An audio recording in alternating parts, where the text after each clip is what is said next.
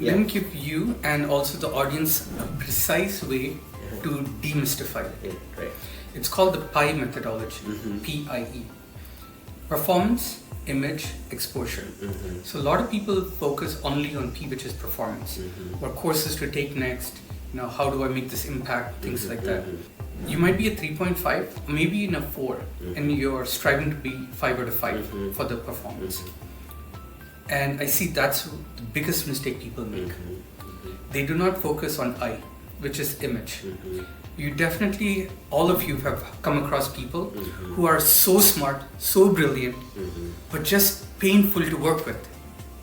Their P might be extremely high, 4.5 or a 5 out of 5, but their image, a 0. In order to get promoted, my magic number for P is 3.5. Start working on your image. How are you, not necessarily a social butterfly and going and talking to people, no. How do you get stuff done? Okay. Focus more on that, closing those loose ends, and your image, once it gets to a 3.5 or better yet a 4, automatically exposure kicks in. Guaranteed. Have you seen people who are like, how did that person get to go and present in that executive staff meeting? He's not that knowledgeable, or he hasn't produced a whole lot. It's because their performance is a 3 or 3.5, but their image might be a 3.5 or even better yet a 4. If I were to trace back my career, I've had people way more smarter than me, technically ahead, and spent more years, battle scars. My image was always a 5 out of 5. My performance was not necessarily a 1, it was at a minimum 3.5, but that is why I got the exposure. So what would happen is, let me take Samsung for example. We were in Berlin for an IoT conference, worldwide conference, and we were at the booth and customers were coming in and out. People come and talk, but there are those backdoor conference rooms where the real deals get done. We're talking about double, triple digit $1 million deals get done. So I get called again by the salespeople. They're like, we need this data right now. Can you say for sure, can we close on this or not? The reason why you get that exposure is because people know that they can trust me. Right? Maybe I'm throwing the beer bash every Friday.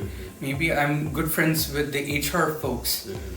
None of this is manipulation, because it takes a lot of time and effort to do that and my day job, which is being technically sound on top of all the customer requests and cases.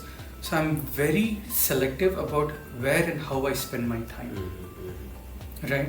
I am investing in my physical fitness, in my mental fitness, in my technical fitness, in my social fitness. I cannot have them all stellar all the time, but I'm putting in time and energy, keeping different buckets at a minimum effective dose level. I spoke a lot. Thoughts, comments, or questions? No, you're giving us all these frameworks like win-win, pie, and all these things. It's just different ways to look at your situation. Up to me, like it's just like go try it out, like fundamentally, just like create a plan. Like this time I'm gonna do this actually and see how it goes. Maybe after 3 months, if it's not working, try something else actually. You're right, 100% right. So that's basically what I take away from that. Right. And all these frameworks are in your book. All these frameworks are in the book. In fact, we might have a way that we deal with conflict.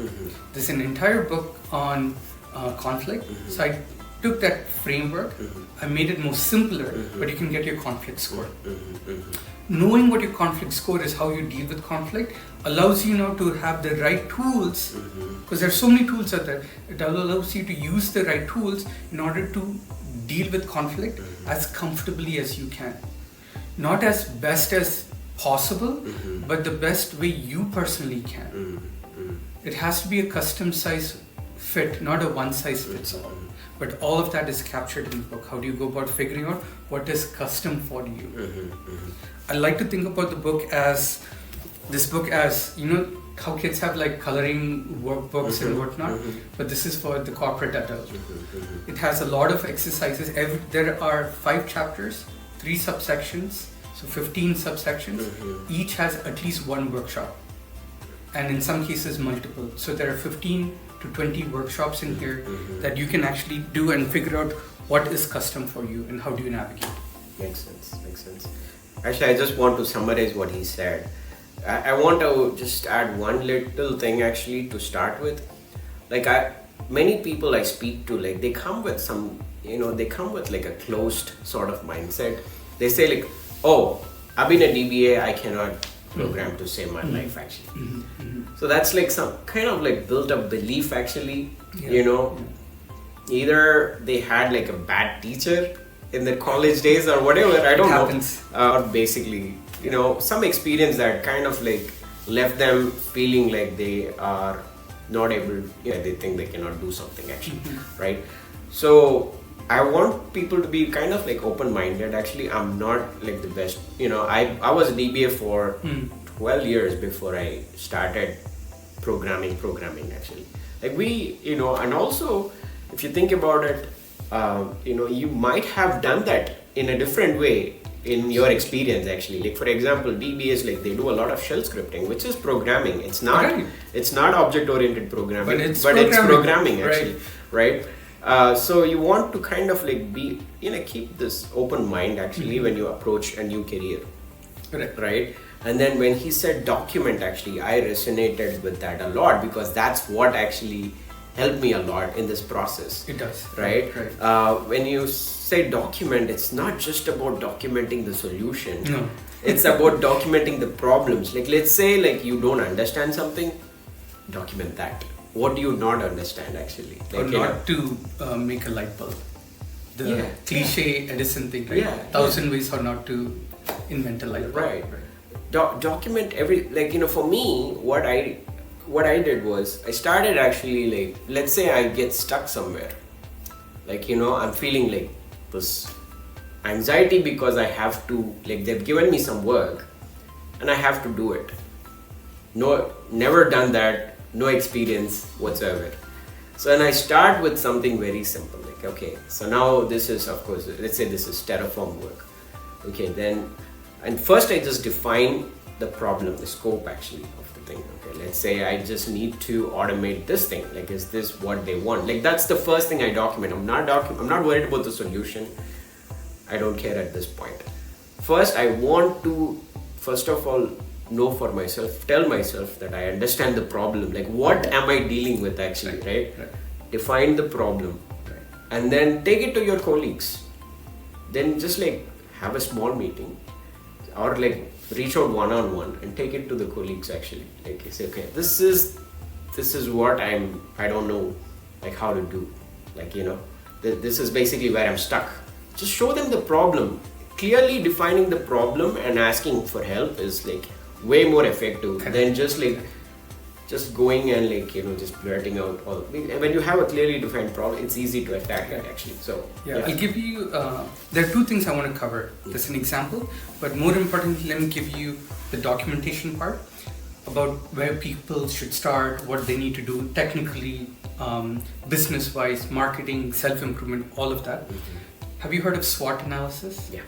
So let's give them the SWOT analysis, which is strengths, weakness, opportunities, and threats. The reason why I really love that is the first attempt you go ahead and start documenting what are your strengths, weakness, opportunities, and threats, and then take this to a good friend, someone like Bharat, or can you bring it to me. You're going to be surprised that we will see it in a different light, where what you think as a weakness, we may be like, hey, it's actually your strength, right? Or if you think that something's a threat, no, buddy, it's not a threat, it's actually an opportunity for you to do something. So going back to how do you ask, that journaling and writing down the SWOT analysis and sharing it with people you trust is a very important thing to do. I wish I had done that in my younger times when I was in my career, That is one very important thing to do. Any thoughts or comments on SWOT? No, I just go with like stream of consciousness writing, just like brain dump. Just open a doc. Great. Just like it doesn't have to be grammatically correct. It doesn't have to be like you can just make spelling mistakes there. So just like, but I just like whatever is on my mind, I just just like bring it out onto like a document or a paper actually, right? And then in that, now it's clear kind of like where my brain is, and I extract actually from that. I kind of, you can call it editing. It is. And then I just extract the problem from that actually, right, and then into like another piece of paper or just below, like, But tell me, how did you figure out to do this? That is one. Because when I'm actually like sitting and dealing with a problem, I just don't know what the problem is. First of all, actually, to even I don't know. So how do I actually figure out? That's like journal. You call it journaling. I like journaling a lot. But like a job doesn't have to be like this person. He's an expert and he give him a task and he'll just do it and then go. It doesn't have to be like that anymore actually. The innovation has happened like like at a this rapid pace actually. Right. So now everyone's dealing with the same problems actually, but it's just that people who speak up, they're like I actually appreciate them a lot. Like when someone says I don't understand what's going on here, that's more valuable than someone just like who sounds smart actually. You're 100% right. Love it. I have the same feeling as you do. Right? Isn't it? Like in a meeting, all of a sudden you brought in, and then like now people are like going at like 4x speed, and now somebody says, okay, can you please give me some basic context? Like what is the goal of this meeting? Right. What's like, why are we?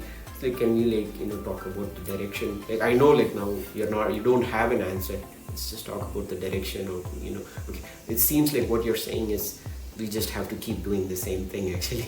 Okay, all right, okay, I get it actually. So those kinds of things, like, and then like when you talk about stream of consciousness, I pulled that from like a book called The Artist's Way, by Julia Cameron. Is that right? Julia Cameron. And it's I like writing. That's where I got it from. Is that okay? Like, you want to add anything to that actually? No, that was great. Yeah. Listeners, listen to what Bharat had to say here. I'm sorry, actually, I'm spilling my own wisdom here and there actually. Hope actually that's useful. That is great. That's absolutely great. I really love you sharing that because it's raw, and I think there's tremendous value for people to hear different scenarios. They might be thinking that it's helpful for them to know, oh yeah, that's validating. Yeah. So tremendous value in you sharing. So thank you for doing that. Yeah.